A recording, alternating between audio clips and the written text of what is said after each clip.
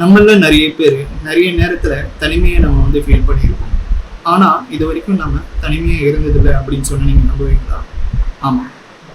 ஏன் அப்படின்னா, பிதாவாகிய தேவன் ஏசாயா 41:10 சொல்றாரு, பயப்படாதே, நான் உன்னுடனே கூட இருக்கிறேன். அப்போ பிதா நம்ம கூடவே இருக்கும் பொழுது நாம எதுக்கு தனிமை உணரணும்? எதற்காக நம்ம வந்து பயப்படணும்? எதற்காக நம்ம வந்து தனிமையும்?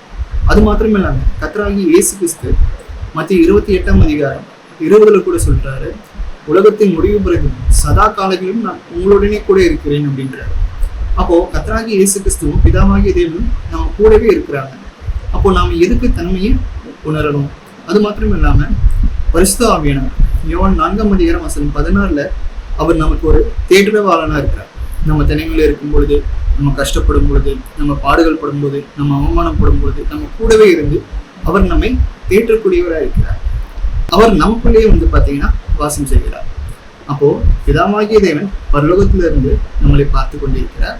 கர்த்தராகிய இயேசு கிறிஸ்து நம்ம கூடவே இருக்கிறார். பரிசுத்த ஆவியானவர் நமக்குள்ளேயே அவர் வந்து வாசம் செய்கிறார்.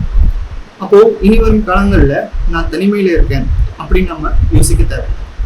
ஏன் அப்படின்னா, நான் ஏற்கனவே சொன்ன மாதிரி பிதா, குமாரன், பரிசுத்த ஆவியானவர் எப்பொழுதுமே நம்மை ஒருபோதும் தனியா இருக்க விட்டதில்லை.